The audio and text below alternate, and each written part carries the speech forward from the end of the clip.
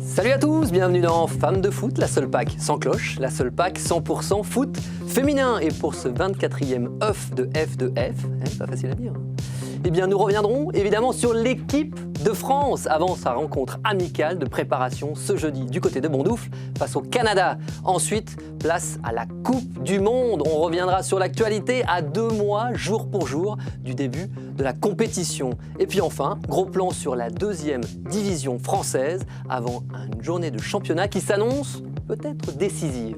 Pour évoquer toutes ces conversations, pour animer cette émission, Pascal, ils sont là, nos experts, autour de la table. Ils n'ont pas posé de congé et je les en félicite.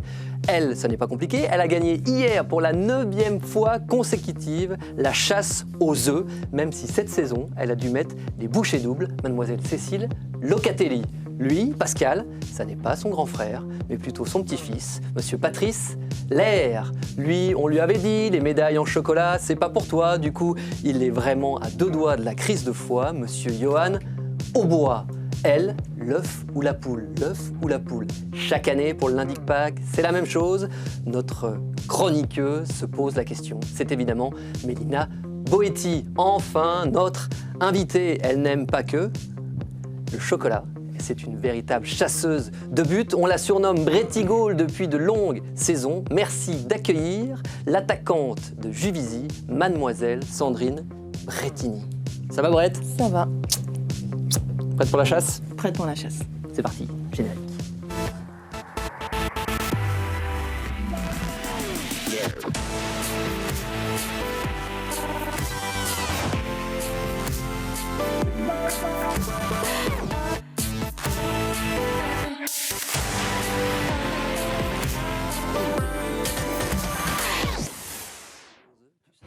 Bonjour à tous, je m'appelle Caroline Abbé et j'espère que vous regardez Femmes de foot.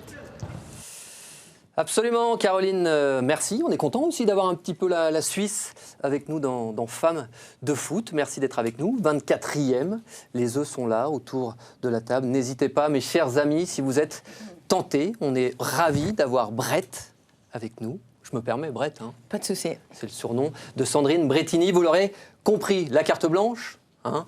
On y va d'entrée. Combien de quadruplés a inscrit Sandrine Brettini en D1 depuis le début de sa carrière?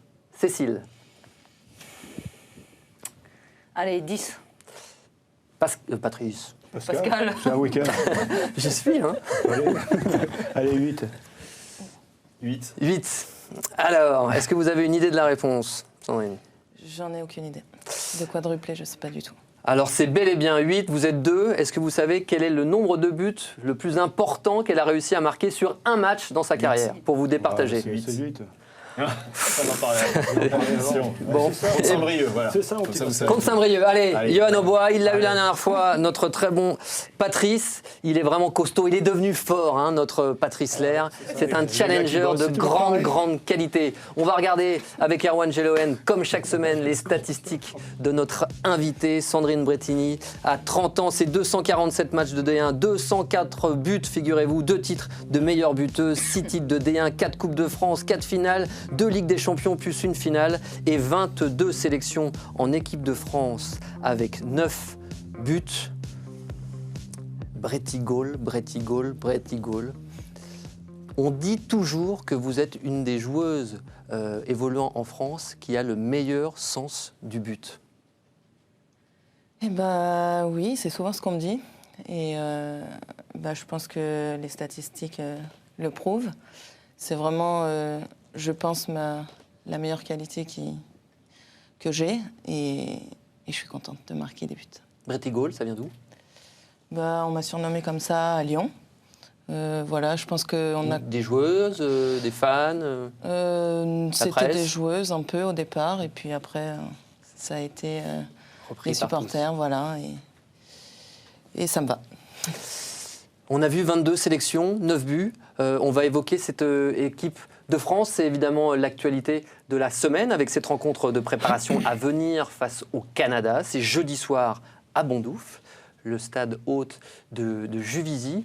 Ce match de préparation, mesdemoiselles, messieurs, on le sait, hein, à 2 mois jour pour jour du coup d'envoi de cette Coupe du Monde. Pour vous, il a quelle valeur? Sur quoi on l'attend, cette rencontre?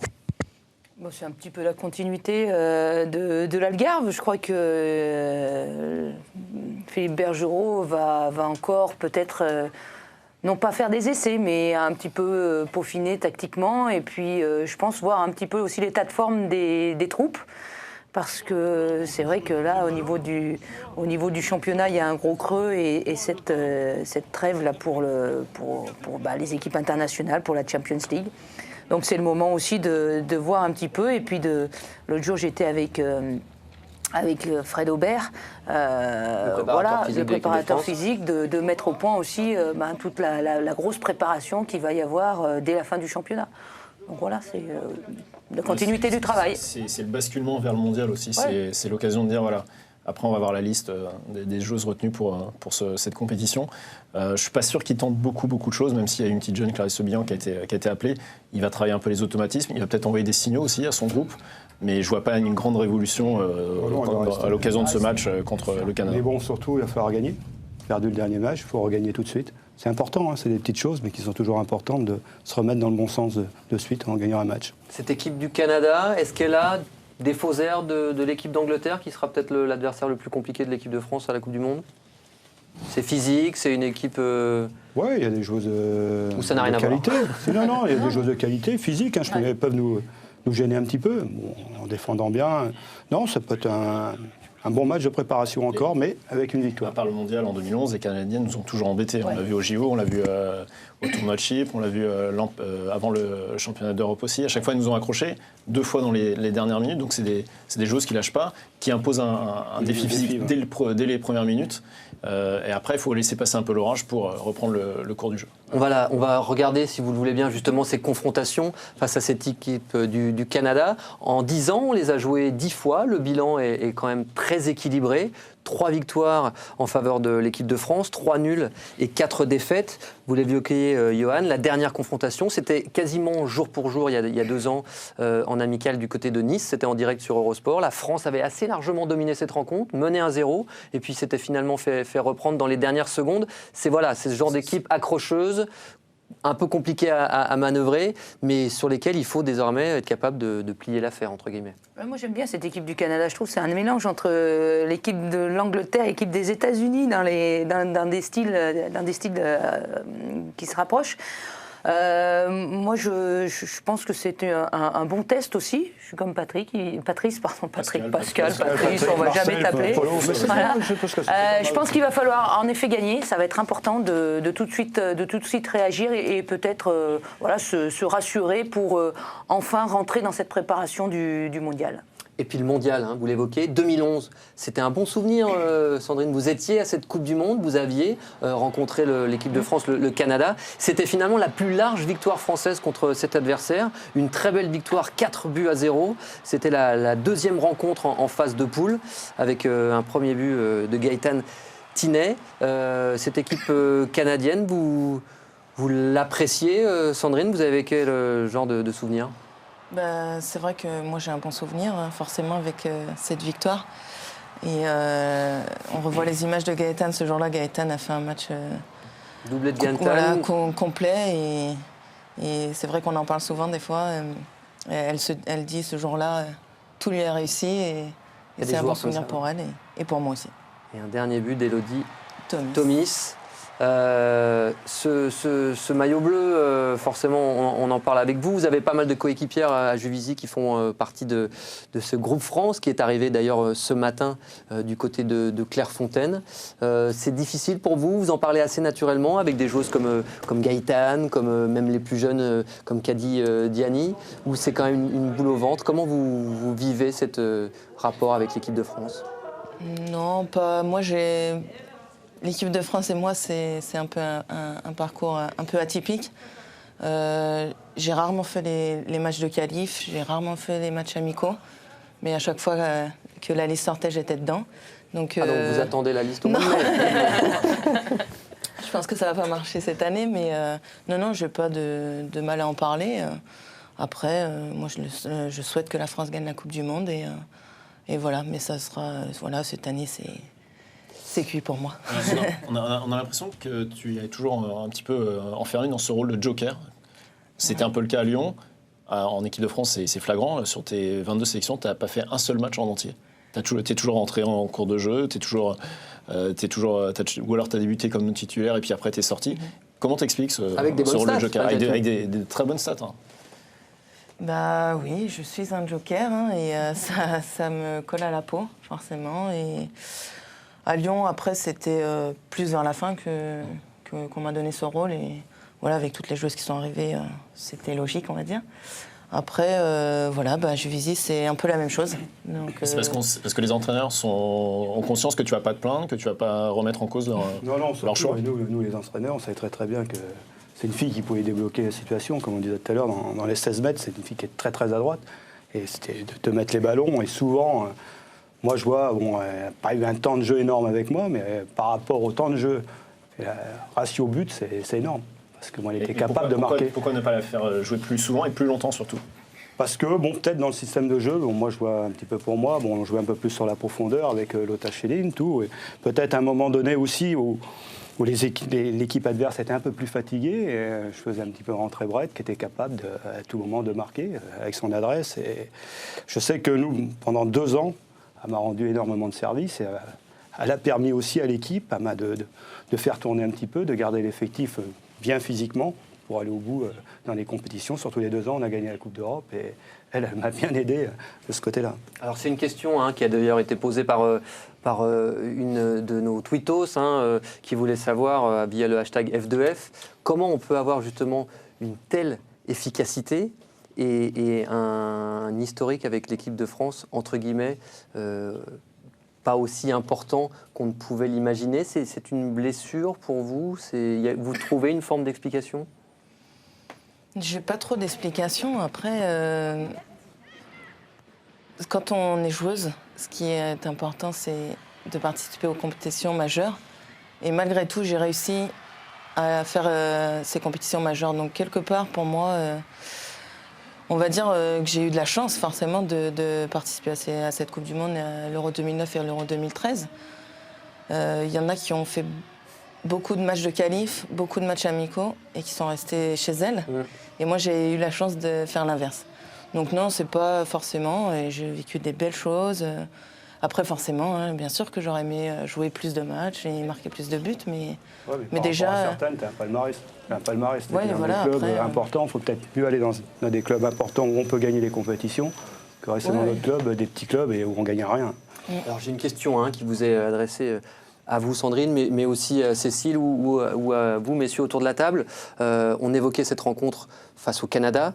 On a vu l'arrivée dans cette liste d'une jeune joueuse comme Clarisse Le Bihan. On avait eu Kady Diani. Claire Lavogé, c'est un peu un autre registre. On a évoqué le cas de Laetitia Tonazzi. On peut évoquer avec Sandrine ce cas-là. On a quand même le sentiment que Philippe Bergerot a peut-être plutôt envie d'essayer de jeunes joueuses plutôt que des joueuses peut-être plus confirmées comme le sont Sandrine ou Laetitia Tonazzi. Est-ce que c'est vraiment dans ce secteur offensif que les doutes du sélectionneur sont a priori les plus importants? Non, pas forcément, mais c'est plus simple d'essayer de lancer de jeunes joueuses qui sont en phase offensive que de les faire jouer en défense centrale ou sur un côté. C'est compliqué de lancer des joueuses de 20 ans à ces postes-là. Donc c'est peut-être plus facile, alors qu'il a un bloc et une assise, de se dire voilà, je vais tenter des coups devant. Et puis préparer l'avenir aussi. Toujours la même chose. Ouais, les joueurs un peu plus jeunes. C'est la Coupe du Monde dans 2 mois. Peut-être les jeux dans un an. Dans les Jeux, 2019 aussi la Coupe du Monde à domicile. Et il y a plein de petites choses. Bon, après, c'est un choix du sélectionneur. Bon, après, sur une compétition comme la Coupe du Monde, moi, franchement, je prendrais plus d'expérience. Donc, une joueuse comme Laetitia Tonazzi, voilà. Moi, je suis étonnée quand même du choix. Après, je ne dis pas que c'est pas bien, je ne me permettrai pas, mais je suis étonnée quand même du choix de Philippe Bergerot d'appeler une joueuse comme Le Bihan si tardivement dans la préparation. Mais oui, je rejoins Patrice, je vais t'appeler par ton bon nom, par ton bon prénom, on va y arriver. Je tablerai plus sur l'expérience. Après, on sait que dans une compétition, une grosse compétition, c'est dur de gérer aussi quand il y a beaucoup d'expérience sur le banc. C'est un peu plus dur à gérer, donc il faut voir. Il est de l'école Aimé Jacquet, et Aimé Jacquet s'est appuyé sur Thierry Henry, sur Trezeguet en 98, qui avait 20 piges, et qui avait apporté aussi beaucoup à cette équipe. Donc ils apportent une certaine fraîcheur, une certaine ils sont peut-être décomplexés aussi par rapport à l'événement. Voilà, je pensais quand même pas voir de nouveaux noms à cette date. J'étais surpris par le dernier nom. Eh bien, vous attaquez quelque part notre édito de la semaine qui concerne l'équipe de France et il vous est présenté comme toujours par Mélina Boetti.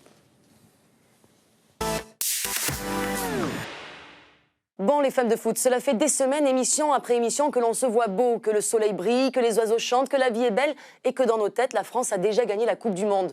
À coup de Philippe Bergerot et ses stats, sa réussite, seulement 2 défaites en 28 rencontres, à base de la France, 3e nation mondiale, un rang jamais atteint auparavant, et dans une béatification d'un effectif solide et compétitif, à l'image d'une Eugénie Le Sommer, désormais érigée en dieu vivant.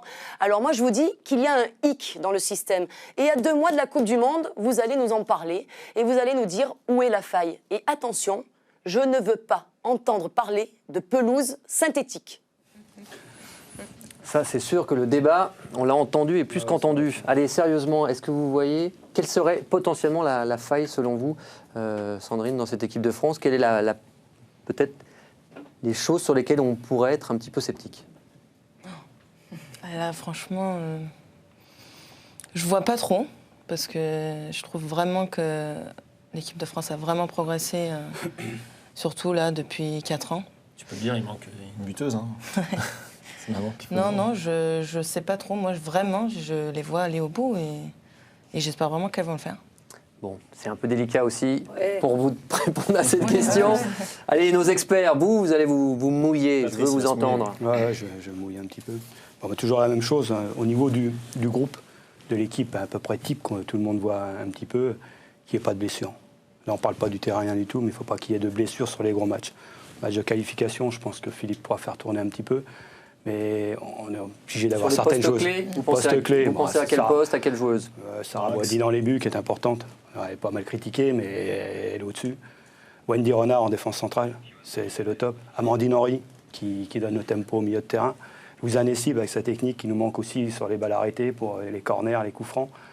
Et devant, la paire, je pense, Gaëtan Tiné qui est importante, travail de l'ombre un petit peu, et puis l'efficacité d'Eugénie Le Sommer. Moi, je vois cette épine-là, il ne faut pas qu'il y ait de soucis. Vous êtes d'accord sur tout, Johan? Pas sur le poste de gardienne. Pour moi, s'il y a une faille, elle est ici, même si Sarah est aujourd'hui la meilleure gardienne de France. Il y a un vrai souci, on l'a vu à l'Algarve, je trouve, de concurrence. C'est qu'aujourd'hui, Deville ou la petite Gérard n'ont pas la capacité à vraiment la pousser dans ses retranchements. Et quand on connaît un petit peu Sarah, elle a besoin d'être poussée, elle a besoin d'être mise en concurrence. Et pour l'instant, ce n'est pas le cas. Et j'ai peur qu'elle se repose un peu sur ses lauriers. Elle est capable de matchs extraordinaires. Elle l'a prouvé avec Lyon en Ligue des Champions. Elle l'a prouvé aussi avec l'équipe de France au jeu. Mais je pense quand même qu'avec Bergerot, qui est un ancien gardien, regarde ces matchs à lui parler. Regarde ces matchs à l'Algarve. C'était des matchs amicaux auxquels je veux bien entendre. Tu vois, le coup franc contre les USA, il n'y a pas Wendy, il n'y a pas Laura Georges dans l'impact, il y a plein de choses différentes. Je pense que Sarah sera concentrée, c'est important. Je la trouve trop irrégulière pour et Sandrine, vous connaissez bien Céline Deville, qui est vraiment, effectivement, historiquement, la concurrente directe depuis des années de Sarah. On a l'impression que c'est vrai que sa saison est peut-être un peu plus compliquée cette année. Vous pensez qu'elle a, entre guillemets, lâché sur ce poste de numéro 1 des Bleus? Alors, je sais pas, je pense pas qu'elle ait lâché vraiment. Après, on connaît Sarah, on connaît ses qualités et... C'est vrai, peut-être qu'elle peut être parfois peut-être déconcentrée, mais je pense que sur une Coupe du Monde... sur un grand jour, c'est une des meilleures gardiennes du monde. Je pense que sur la Coupe du Monde, elle sera vraiment présente. D'accord. Cécile, vous, de quel côté vous voyez potentiellement une faille chez ces Bleus? Pas potentiellement une faille, parce que je pense que ça va être un point fort. Il ne faudra pas rater la préparation athlétique. Mais ça, on fait confiance à Fred Aubert et tout son staff. Je crois que vraiment la clé de cette compétition, ça va être ça, tenir toute la compétition à un rythme assez fort et puis ne pas commettre les erreurs comme on a pu les commettre à l'Algarve et notamment sur cet impact athlétique qu'a mis les USA. Il va falloir répondre, résister et je crois que là, voilà, tous les calculs qui vont être faits pour amener cette équipe de France à maturité, je dirais, physique et gérer toute cette compétition pour être à chaque fois à 100%. Alors Mélina ne voulait pas en entendre parler, mais pour revenir sur votre propos, là c'est encore plus net avec des terrains synthétiques qui sont encore plus compliqués pour l'accumulation des matchs et pour la résistance athlétique, physique, non ? Ouais, c'est plus dans la façon de défendre que c'est gênant. Je sais pas, Cécile, si tu as déjà eu l'occasion de beaucoup jouer sur des synthétiques, mais voilà, on est obligé de défendre debout, c'est un peu plus compliqué, donc elles n'ont peut-être pas l'habitude, les Françaises, de jouer sur ce type de... Bon, même les articulations pour les genoux... Pas trop différentes pour, quand même, oui, non, peut-être, mais c'est l'accumulation des matchs. C'est bien se préparer. Ouais. Si vous voulez aller au bout, il y a 7 matchs à tenir avec des joueuses qui ont quand même des problèmes de genoux, pas mal dans l'équipe de France. Oui, c'est pour des ça joueuses que je dis, importantes que vous avez citées. c'est l'accumulation. Est-ce que ça change la façon de défendre ou de jouer ? Est-ce que... Oui, de défendre, oui. C'est pas la même chose. C'est pas la même chose. Il faut essayer de rester le plus debout, voilà, il y a moins de tacle, il y a moins de... Voilà, donc en effet... c'est compliqué, un ballon fusant dans le dos, tout ça, c'est un petit peu différent. Et le fait de ne jamais savoir gagner, alors certes, on dit 3e nation mondiale, on n'a jamais été aussi bien, les statistiques de Philippe Bergerot sont excellentes, mais là, il va y avoir aussi un enjeu important, c'est le mental.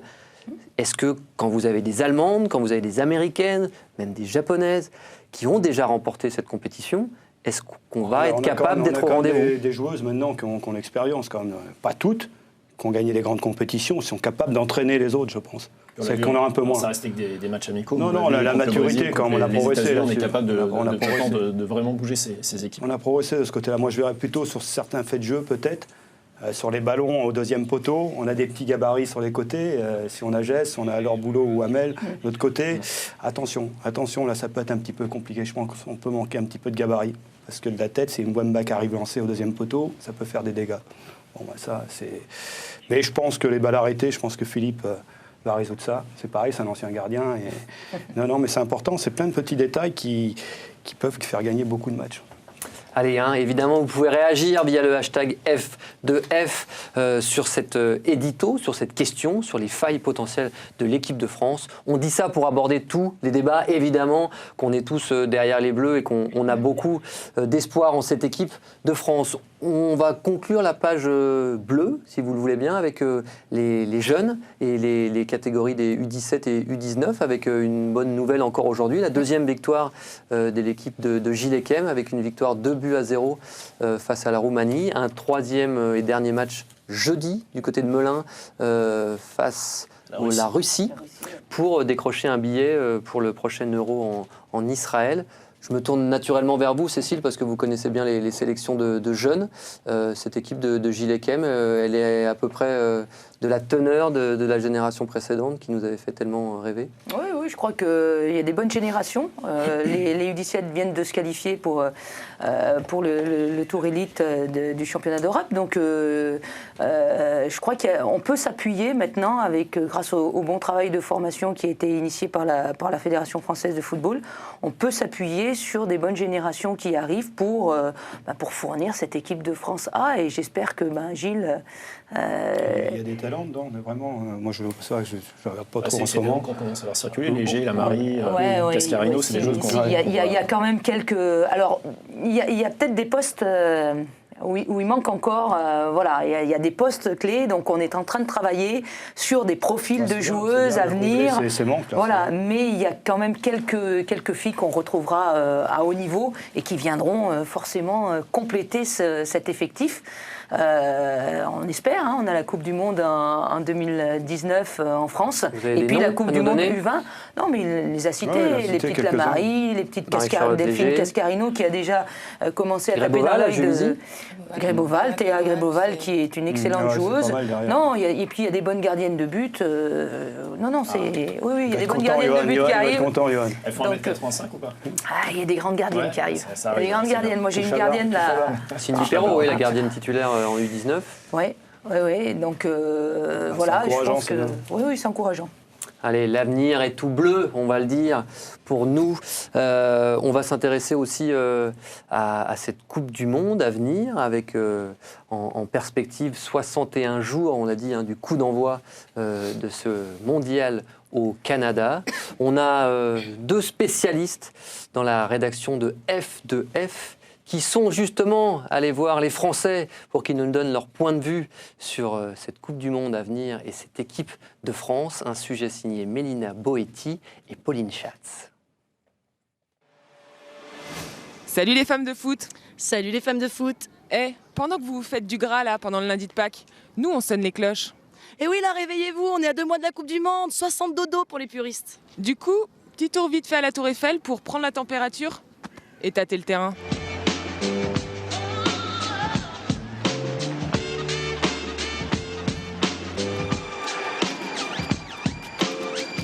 Éloigné du niveau des pros, je reviens agile comme Bébéto. Bon, rassurez-vous, hein, Pauline n'est pas dans les petits papiers de Bergeron. En revanche, je dis ça, je dis rien, mais Mélina, en cas de blessure inopinée, ça peut matcher, filou.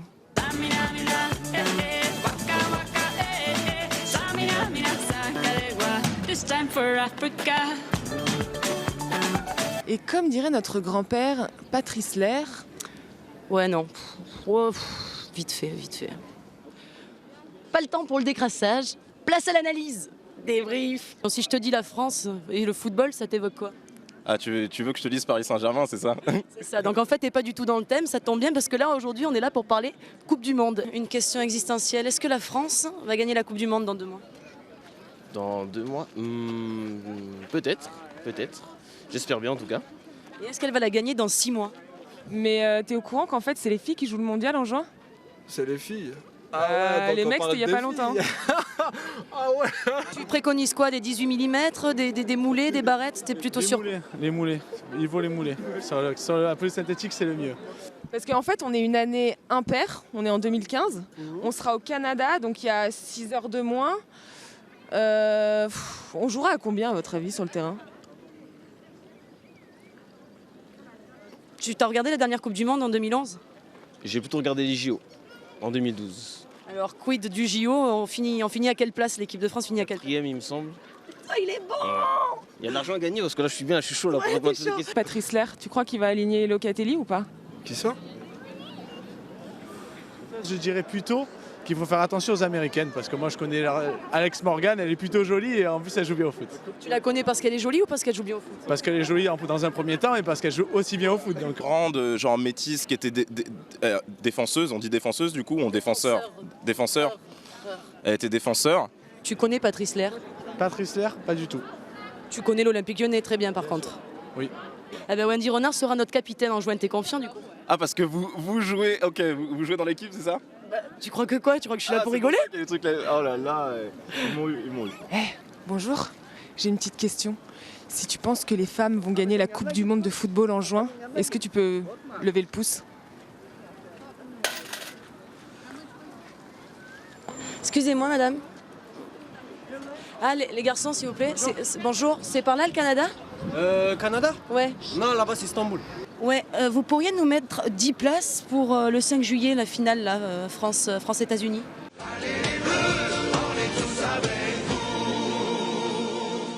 Ah bah dis donc. Pas frais le poulet. Hein.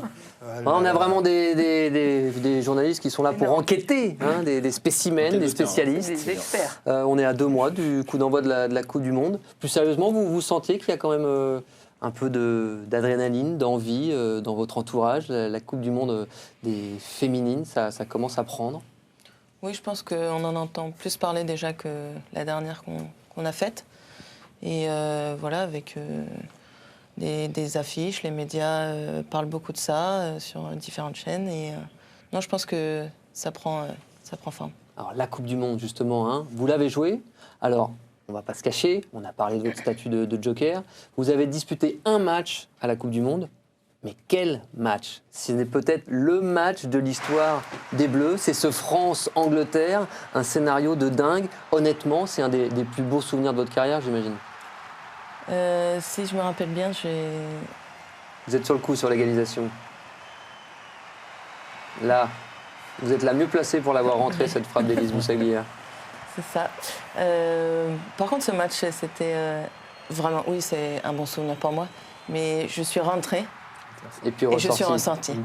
Donc c'était dur sur le moment, mais au final... mais vous êtes quand même là pour célébrer ça. Voilà. Au final, c'était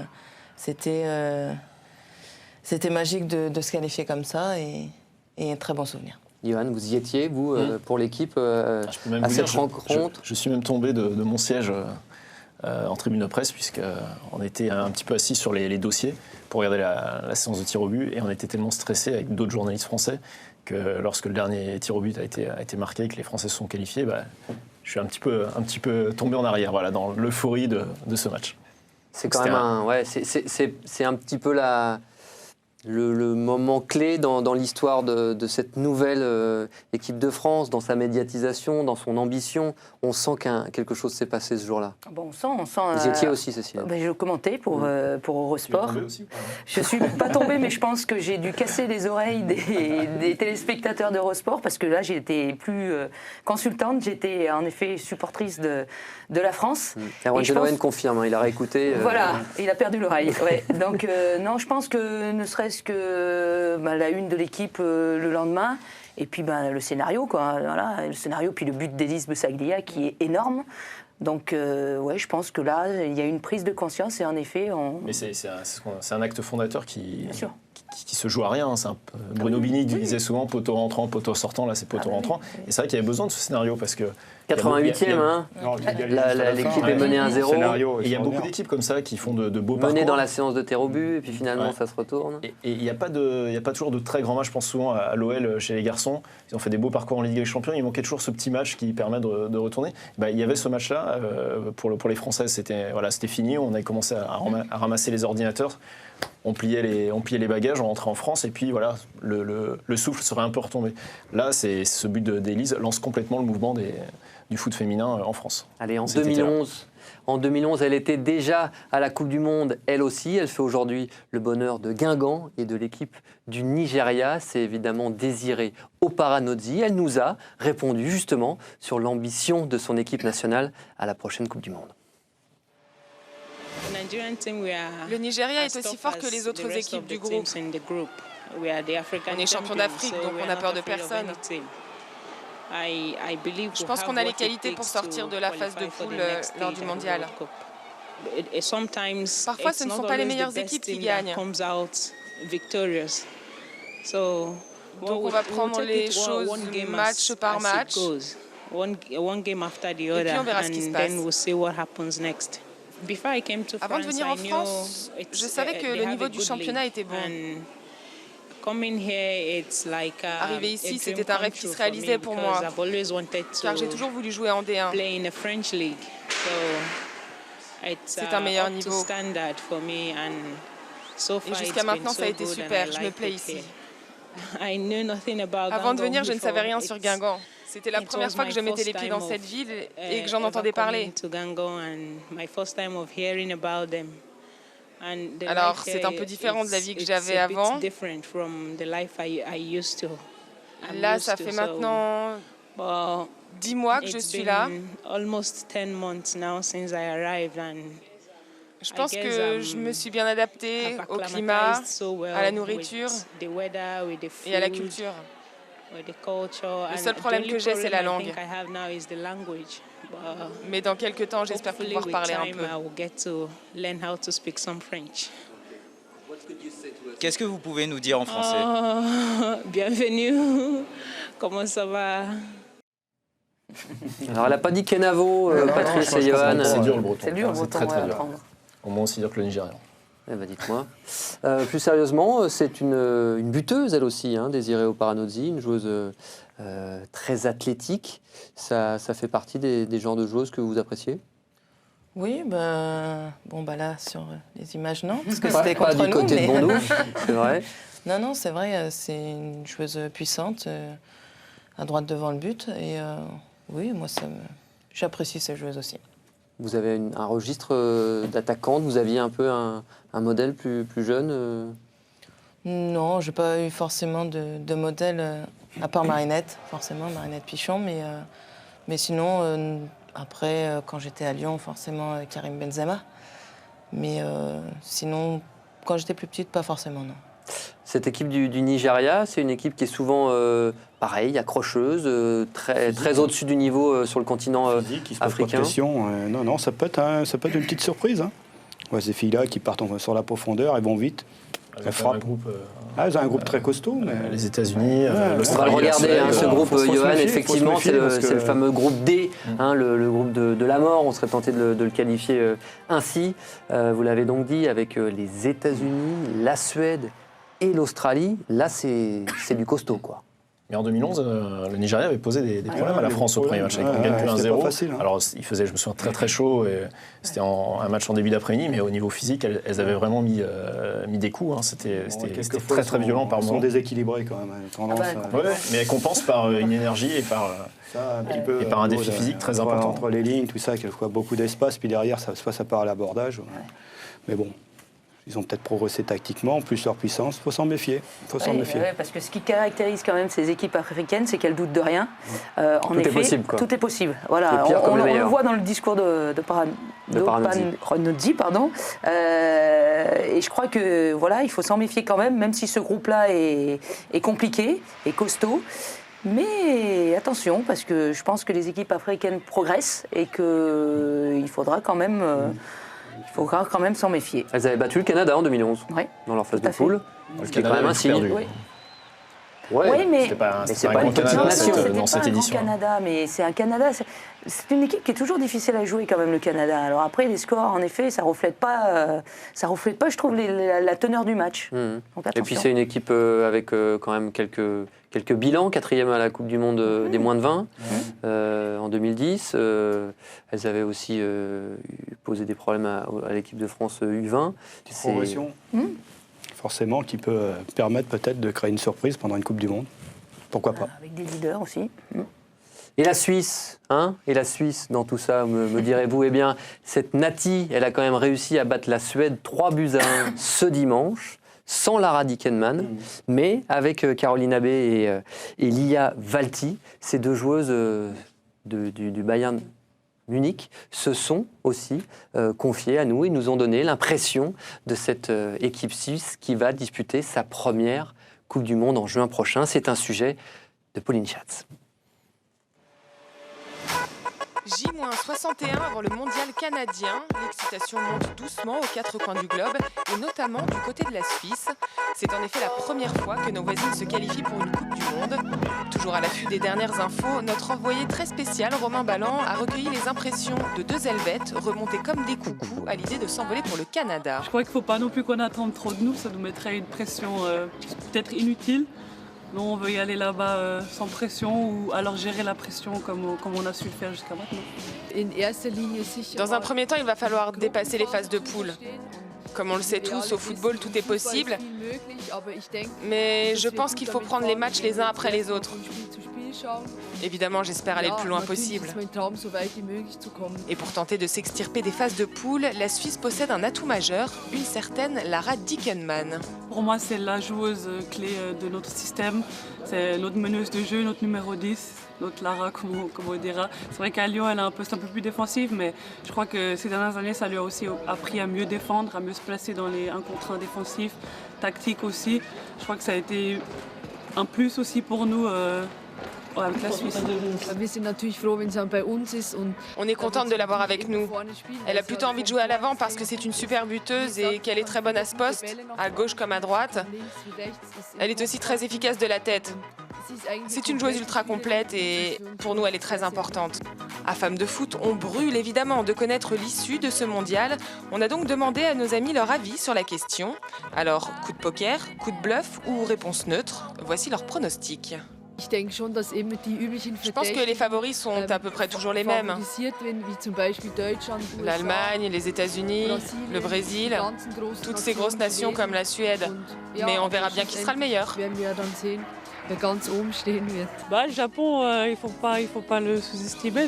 Champion du monde en titre, on joue contre elle le premier match. Ça va déjà être un bon match où on n'aura rien à perdre. Les autres, je mets la France aussi dans mes favoris qui, avec leur nouvel entraîneur, je pense qu'ils ont encore eu un petit plus. Avec Philippe Bergerot, je pense qu'il vient des hommes. Ça leur a apporté encore un plus. Les USA, évidemment. L'Allemagne, qui voudra sûrement faire une meilleure Coupe du Monde que la dernière. Ce sont mes favoris. Sympa les Suisses, on les salue, nos amis suisses justement qui nous suivent régulièrement et qui suivent Femmes de Foot. Plus sérieusement, elle a Elle a peut-être un coup à jouer aussi, cette équipe suisse. Elle progresse. Elle est plaisante à voir jouer aussi. Depuis l'arrivée de la nouvelle coach, l'allemande, qui est arrivée, c'est pas mal, progression. Puis en plus, il y a des super joueuses. On parle de Ramona Bachmann, c'est costaud aussi. Bon, Lara, on connaît Lara. C'est quelque chose d'énorme. Plus un bon collectif autour. Beaucoup de joueuses qui évoluent dans les meilleurs championnats. C'est en Allemagne. Elles peuvent sortir de leur groupe.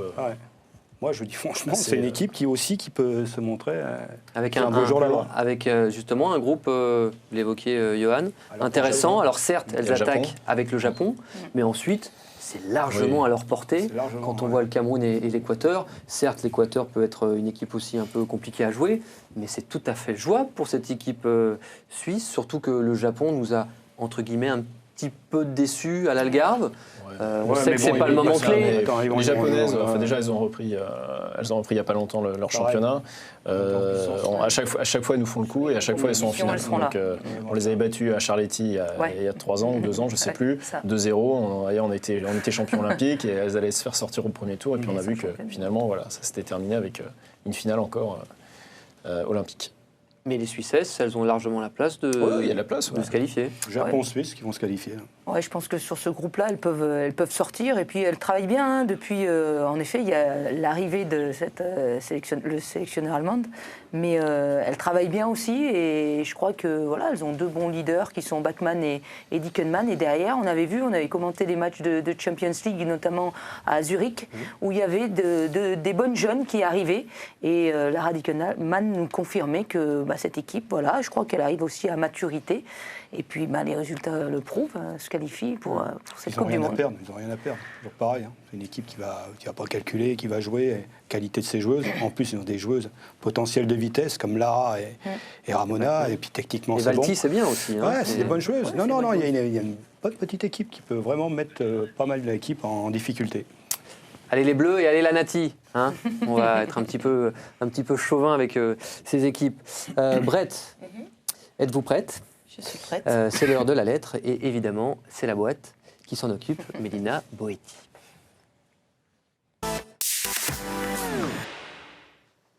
Chère Sandrine, chère Brettigol, respect. Vous êtes mine de rien la 2e meilleure buteuse de l'histoire de Lyon, avec la bagatelle somme de 176 réalisations. Du but à l'appel, de la magie pêle-mêle, 12 titres avec l'OL. Vous êtes les prémices de la réussite lyonnaise. Brettigol, le record de la D1, 42 buts en 21 matchs lors de la saison 2006-2007. Des stats galactiques, un championnat épique, le premier de l'hégémonique série rhodanienne. Attaquante de surface plutôt que buteuse de champ, votre carrière tient dans les 16,50 m. Enfin non, c'est un peu plus compliqué, cela demande un peu de logique mathématique. 16,50 m, la largeur de votre inspiration, 113,64 m, votre périmètre de démonstration, 665,28 m², votre aire de certitude, l'infini, la hauteur de votre talent. Un parcours ponctué d'un passage en Allemagne pour devenir une machine à gagner. Après Francfort, le réconfort, 2013 se rapprochait des siens, mais toujours balle au pied. Juvisy a décidément un faible pour les Sandrines. Après Capi, Soubéran, puis du sang, vous voilà lié à la vieille dame. Bretigny en Essonne, du football à la carte finalement. Votre attache à la Maison Bleue est bien réelle. Paraît-il que ceux qui vivent là ont perdu la clé, vous, jamais. On s'était dit rendez-vous à l'Euro. À l'abri des trêves hivernales, caution sur les grandes compétitions, non sans régularité, vous avez été de tous les défis tricolores. Les collections printemps-été vous sont taillées sur mesure, et cela depuis presque 10 ans et votre première sélection. De l'Euro 2009 à l'Euro 2013, la mode JO, le look Coupe du Monde. Quid du joker de luxe au Canada cet été? Et c'est parce que quand vous touchez le ballon, la probabilité pour qu'il aille au fond reste grande que vous êtes là ce soir. Pour travestir Étienne de la Boétie, soyez résolus à ne pas bouder votre plaisir et vous voilà libre.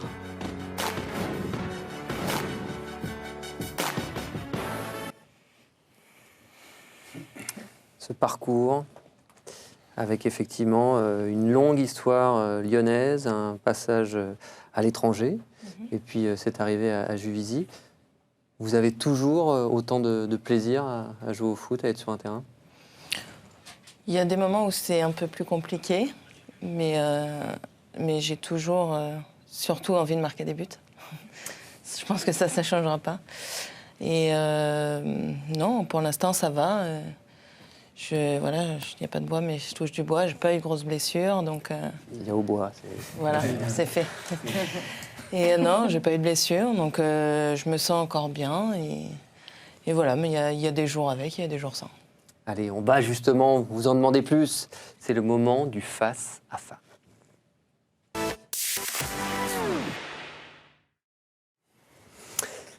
Qu'est-ce qu'il y a, Johan? Non, elle était très bonne, votre vanne. Ah, non. C'est rare. On va s'intéresser à vous, Brett. Il y a déjà une petite question qui vient de Twitter avec Sky6 qui nous demande pourquoi le numéro 7 que vous avez cherché à avoir quasiment toute votre carrière. J'ai eu le numéro 7 quand j'ai commencé à jouer un peu plus à Lyon, parce qu'au départ, maintenant on a le droit de choisir nos numéros, mais avant c'était de 1 à 11. Donc après, j'ai choisi le numéro 7 du moment où on pouvait avoir notre numéro tout le temps. Avec une raison particulière, une explication? Non, pas forcément de... Non, pas de raison. Et après, vous êtes resté fidèle à ce numéro? Et après, voilà, je suis resté fidèle à ce numéro. On a quelques photos aussi, si vous le voulez bien, à vous proposer. Avec quelques dossiers en fait. Quelques dossiers, certains pourraient dire effectivement de cette grande époque lyonnaise. Vous avez vécu une très très grande partie de votre carrière là-bas. C'est des heures que vous n'oublierez jamais, j'imagine. Oui, et j'oublierai jamais, et tout le monde le sait, même encore aujourd'hui, que Lyon, c'est Lyon, c'est mon club de cœur, ça restera toujours... je pense plus fort que tout. Et voilà, j'ai vécu des choses inoubliables avec... là, je revois les images de la Coupe de France, où là aussi, on gagne 4-3 au dernier moment. C'est toi. Et voilà, après, gagner 2 Ligues des Champions, avec Patrice, c'est des choses que j'oublierai jamais. Et même l'anecdote, c'est que... le jour où on a gagné la Ligue des Champions, le soir, je l'ai ramené chez moi et dans ma chambre. Et comment ça se passe dans le vestiaire à Juvisy, quand on est lyonnaise et dont le club de cœur est Lyon, comment ça se passe? T'as pu te faire des copines depuis 2 saisons ou vous avez pu discuter, elle t'accepte? On a vu Sandrine Brettini qui a connu aussi ce parcours-là. Non, oui, après on sait toujours un peu que... Voilà, il y a une petite rivalité entre Lyon et Juvisy, mais moi, j'ai pas de problème. Je me fais un petit peu chambrer de temps en temps, mais c'est de bonne guerre. Non, mais c'est vraiment la vraie lyonnaise. Je t'avais contacté un petit peu. Je t'avais contacté quand Saint-Etienne cherchait une attaquante. Vous en contactez, dites-moi, des joueuses quand même, à l'époque. Non, mais bon, Jade donne un petit coup de main quand même. Bon, j'avais proposé que Saint-Etienne était intéressé, et puis bon, non. Il a dit non tout de suite, parce que bon, il y a cette rivalité, et je trouve ça fort. Ça, c'est bien, c'est la lyonnaise qui adore son club. Et non, c'est vrai que le club lui tient à cœur, et puis bon, ça t'a permis d'avoir un très très gros palmarès que tu as mérité, parce que tu en as marqué des buts pour ce club. Justement, j'ai une question d'une certaine Sandrine, Sandrine B, qui me demande si vous pouviez mettre ça, s'il vous plaît. Je peux pas. Comment ça? Je peux pas. C'est pas sa taille déjà? Déjà, il est trop grand, non, je peux pas. Comment ça? Vous ne pouvez pas porter ce maillot? Vous avez quoi, un souci avec la couleur? Non, mais je... Je peux le mettre ici, ça vous... Oui, ça pique, non, ça pique pas. Un club qui a battu le Stade Rennais en finale de la Coupe de Ligue, ça si c'était le seul, Johan. Donc non, non, c'est un non négatif. Négatif. Très bien. Alors il y a une deuxième requête, celle-ci vous ne pourrez pas dire non. On aimerait que vous nous fassiez E.T. en disant E.T. téléphone, maison. Qui a demandé ça? Une amie. Une amie, vraiment? Vraiment une amie? Non, je peux pas faire ça ici quand même. Ah si? Vous m'avez dit non pour le maillot. Vraiment? Allez, vas-y. E.T. téléphone, maison. Aussi bien que vous faites Jodassin. Je fais hyper bien Jodassin. C'est chacun son truc. Je veux savoir qui est-ce qui a demandé ça maintenant? C'est une certaine Sandrine D aussi, toujours aussi sympathique. Vous la connaissez très bien, Brett aussi, Cécile. Oui. C'est quel type de caractère, de personnalité? Sur le terrain, on en a parlé, c'est une buteuse née dans un groupe, dans un collectif. On sait que c'est pas non plus la dernière à apprécier les bonnes choses de la vie. Ah oui, non, mais moi je connais bien Sandrine, puisque je l'ai vue débarquer quand j'étais joueuse et éducatrice au FC Lyon, donc connaissait les talents. Honnêtement, et elle le sait, on en a déjà discuté, je ne pensais pas qu'elle fasse une si belle carrière parce qu'au départ c'était compliqué d'être sérieuse, d'être impliquée, d'être... Quand je l'entends parler maintenant, des fois je me dis mais c'est Sandrine qui dit ça. Et puis voilà, je suis contente parce que voilà, elle a eu la maturité dans le jeu. Alors peut-être ce qui t'a manqué un petit peu, on en parlait tout à l'heure, c'est peut-être un peu de physique pour justement t'imposer et puis tout le temps user ses défenses. Mais bon, par contre, ta qualité, oui, de renard des surfaces, c'est une grande buteuse. En tout cas, voilà, moi je regrette pas d'avoir eu ce parcours avec toi et je te remercie pour tous ces bons moments qu'on a pu passer ensemble. Merci à toi de m'avoir aussi formée. Oui. Alors, 30 ans, forcément, on commence aussi à regarder peut-être un peu plus loin. Vous avez une idée de vos envies post-rectangle vert ? Je commence à vraiment y penser. Après, moi, quand j'étais à Lyon, j'ai passé mes diplômes d'entraîneur, donc j'ai mon BE. Voilà, j'aime bien, surtout la formation, faire voilà, comme Cécile a pu le faire à Lyon quand elle m'a eu. Et j'aime bien former les jeunes, donc entraîner les jeunes surtout.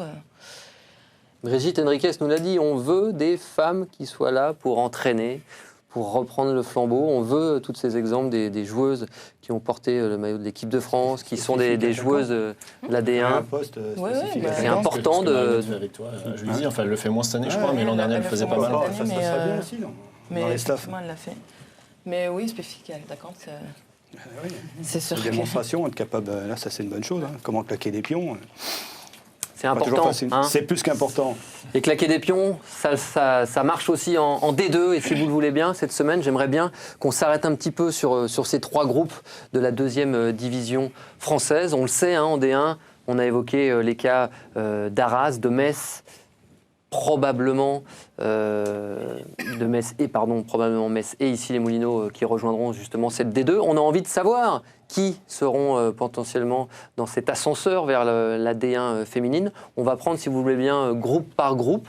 On va regarder évidemment ce groupe A pour commencer, où on a une équipe de Saint-Maur qui caracole, 17 matchs, 17 victoires. Est-ce que Hénin, qui est à 7 points derrière, aura les moyens, selon vous, d'aller peut-être empêcher le retour en D1 de Saint-Maur ? Non, moi je pense pas. Je pense que Saint-Maur a vraiment été régulier dans ce championnat. Je pense qu'ils ont vraiment une équipe pour jouer cette montée et ça fera sans doute une bonne équipe l'année prochaine de D1. Donc je pense que sur ce groupe-là, vraiment... Si Saint-Maur se casse pas la figure avant, voilà, ce sera réglé. Après, il y a la finale de la dernière journée, hein, parce que les deux s'affrontent. Voilà, ça peut jouer. On rappelle qu'il y a 22 journées, donc il reste 5 matchs. Voilà. Il faut qu'ils arrivent à revenir un petit peu dans l'écart avant d'attaquer cette dernière journée et ce choc possible. Mais ce sera très compliqué. Ouais. Dans le groupe B, si vous le voulez bien, là aussi, c'est assez serré. Voire très serré, c'est peut-être le groupe le plus serré des 3, avec Yzeure, toujours leader, et puis La Roche-sur-Yon à seulement 2 points à 5 journées de la fin, avec La Roche-Yzeure ce week-end. Là aussi, ça peut être évidemment le tournant. Changer, hein, si La Roche bat Yzeure, il passe devant. Merci, Patrice. Ça peut être compliqué. Ça peut être compliqué pour Yzeure après. Toi, je calcule. Si les 2 équipes se neutralisent, bon, après avec le système des 2 points, ça peut être... pénible, mais Blanquefort a réussi à accrocher quelques fois, j'ai regardé leurs résultats, donc ça va pas être la surprise, mais ils peuvent revenir un petit peu aussi sur les 5 derniers matchs. C'est 2 équipes qui ont déjà évolué en D1, hein. Yzeure et La Roche. La Roche, c'est quand même un club qui a son nom comme dans le football. Avantage féminin. à qui est jeune. Moi, je donnerais un petit avantage à Yzeure quand même, parce que l'effectif de La Roche est encore jeune. Brett, je connais pas trop La Roche-sur-Yon là, mais je connais quelques joueuses à Yzeure et je pense comme Cécile... Et puis voilà, elles ont déjà... Ouais, puis Yzeure, elles ont un stade pas trop mal. Oui. Ça ne suffit pas pour monter dans Non, mais c'est bien pour les équipes. Le groupe C, adverses. si vous le voulez bien, le troisième et dernier groupe de cette D2, avec, on en parle assez régulièrement aussi dans Femmes de foot, c'est Olympique de Marseille qui compte tout de même 5 points de retard sur Nîmes à 5 journées de la fin, mais qui reçoit Nîmes ce week-end. Elles étaient allées gagner les joueuses de Christophe Parra à Nîmes au match aller. Si elles ne gagnent pas ce coup-là, c'est quasiment plié et Nîmes sera probablement... Victoire obligatoire pour Marseille. Ouais, et puis Marseille a commis trop de fausses notes pendant ce championnat. Et bon, Nîmes, il y a des anciennes Montpellier-Rennes. Et je pense que... Alors après, à voir avec la situation des garçons... dans quelle mesure ça va impacter le club. C'est compliqué aussi, mais... Non, puis Marseille, je pense que Marseille, c'est pas forcément l'objectif de suite. Peut-être l'année prochaine. Première saison en D2, on rappelle. Ouais, ils sont pas pressés. Ils sont pas pressés, mais c'est dommage. Ça aurait été bien. Tu as des joueuses pour monter très vite, pour envoyer un signal. Je trouve que c'était l'occasion d'en profiter. Voilà, il n'y avait pas grand-chose. Et puis Marseille en D1, ça aurait été tout de suite important. Allez, merci. C'était important pour nous de revenir un peu sur cette actualité de la D2. Nous, la deuxième mi-temps, c'est dans quelques minutes. On marque une très courte pause et on se retrouve tout de suite avec les Guélurons et Sandrine Brettini. A tout de suite. Hallo iedereen, Janice Keiman hier. Allemaal kijken naar Femme de Foot, maandagavond. Absolument, Janice, je suis tout à fait d'accord avec vous. On est de retour dans Femmes de foot avec forcément la coéquipière de Janice Keiman, Sandrine Brettini, toujours avec nous. Et puis, Johan Aubois, vous avez... Petite carte blanche. la carte de vous la faire en français. Volontiers. Ouais. Bon, on a appris cette semaine l'attribution l'attribution des rôles pour les arbitres pendant la Coupe du Monde. Et on aura 2 Françaises, dont Stéphanie Frappard et Manuela Nicolozzi, si je prononce bien, qui sera plutôt assistante, si j'ai bien compris. Et je trouve ça assez symbolique. On s'est souvent moqué de l'arbitrage français ces dernières années, chez les garçons notamment. On n'a pas eu de représentants dans les grandes compétitions, donc c'est plutôt pas mal que sur la 60aine d'arbitres ou arbitres assistantes, on ait 2 Françaises qui représentent aussi notre pays. Il est formidable. On est d'accord avec lui, il respecte le temps de parole, ce qui est rarement le cas de notre bon vieux Thomas Mekich, qui n'est pas là cette semaine, absent, qui est toujours en vacances. Des bonnes émissions. Il est perdu dans son coin, il est peinard dans son île. C'est pas vrai, c'est une blague. Non mais oui, je suis là. Non mais je suis perdu. Les gars, sérieux les gars et les filles, j'ai besoin de vous. Je suis complètement paumé. Vous savez que j'aurais dû être là ce soir. Oui, c'est pas nouveau que tu sois perdu quand même. Oui, bon, c'est pas nouveau, sauf que là, je suis perdu. Mais t'es où ? En fait, c'est un peu embêtant quand on a plus de carte bleue. Donc, s'il vous plaît, faites quelque chose. Je sais que Johan Aubois est pété de thunes. Donc, si vous pouvez me l'envoyer autour du monde, histoire qu'il me retrouve. Parce que même moi, en fait, je sais pas vraiment où je suis là. À Juvisy. Tu prends la 6 moi, je suis supporter de Juvisy aujourd'hui, je suis pas très content quand même, parce que j'ai dit que j'étais pas en France et monsieur dit que Juvisy, voilà. Enfin bon. Non mais sérieux, si vous pouviez faire quelque chose pour moi, ça serait cool, vraiment. On verra ça demain. Ok, on en reparle, hein ? Ouais. Ça se passe bien tes vacances ? La carte blanche de Johan Aubois était nulle. Parler de l'arbitrage, voilà, enfin, il surfe sur les débats sur lesquels tout le monde surfe. Donc voilà, c'était juste pour vous dire que malgré tout, j'écoute l'émission, je regarde, même si j'aimerais être là et que je suis pas là. Bah oui, vous êtes notre renvoyé spécial, c'est un cri. En fait, envoyé spécial, mais on sait non, pas. renvoyé, en fait, Romain, renvoyé. Okay. C'est cool, merci les gars. Vous avez vu les images de notes ou pas ? Regardez les petites images de coup franc de notes ce week-end, parce que vous croyez que je fais rien, même si je suis perdu et que j'arrive pas à rentrer en France. Mais on a quand même vu des trucs sympas ce week-end, non ? Ah ouais, jolie petite feinte. Combinaison. La petite combinaison sur coup franc. Voilà, ça m'a bien fait rire. En fait, j'ai dormi chez l'habitant hier. Parce que comme je vous dis, j'ai plus de moyen de paiement, j'ai plus rien pour rentrer en France. Pour tout vous dire, je suis bloqué dans un aéroport, donc je suis allé dormir chez l'habitant et j'ai vu ces petites images. Et je me suis dit, écoutez, s'il me passe un coup de fil, je leur transmettrai le message. D'accord. Je sais que tu t'intéresses au championnat de France, Romain, mais Chelsea a gagné aussi. C'est sa deuxième victoire consécutive. Donc chez les gars, ils vont sûrement gagner le titre. Ça part bien aussi chez les filles. Ah on a du beau spectacle. Merci, parce que sans vous, on serait pas ce qu'on ferait, mon bon Thomas. Même si je suis à environ 10 000 km de vous, je sais que je suis toujours indispensable à cette émission. Donc n'oubliez pas de m'envoyer Johan Aubois. Et au fait, quand je parle d'argent, on l'entend plus, le Patrice Clair, là, il est où ? Non, je suis là. Ah, il est là, ok. Bon, bah, je vais pas lui demander de venir me chercher lui parce que je sais qu'il viendra pas. Donc Johan Aubois, le PT. J'ai pas le temps. Eh ben, écoute Thomas, rentre bien. Si vraiment tu as un souci, n'hésite pas. Hein, on est là pour toi, il n'y a aucun problème. Et puis Mélina Boetti me charge de te dire que le Paris Saint-Germain a gagné 3-2 au Vélodrome. Si tu n'avais pas eu l'info dans ton endroit perdu. C'est impossible, c'est pas vrai, se moque de moi, Marseille a gagné. Ciao les gars. C'est ça. Merci Tom. Bonne fin de vacances. Bisous. Ciao. Eh ben nous, on remercie aussi nos journalistes, nos consultants d'être encore avec nous, 24e de F2F. On était ravis de vous recevoir. Brett, on croise les doigts. Hein, on sait que le Joker n'est pas loin. On verra ce qu'il en est avec Philippe Bergerot et l'équipe de France. Nous, on vous dit rendez-vous, comme toujours, lundi prochain pour un F2F. Et puis, notez déjà, dans un coin de votre tête, le week-end du 18 avril, la finale de la Coupe de France entre Lyon et Montpellier en direct sur Eurosport. Et puis juste avant, en exclusivité, Wolfsburg contre le PSG en demi-finale de la Ligue des Champions. Merci à Jeff Biotois, notre réalisateur. Merci à Erwan Geloen, notre excellent chef d'édition. Et nous, on se donne rendez-vous très bientôt. Car quelque part, n'oubliez pas, nous sommes déjà tous des femmes de foot.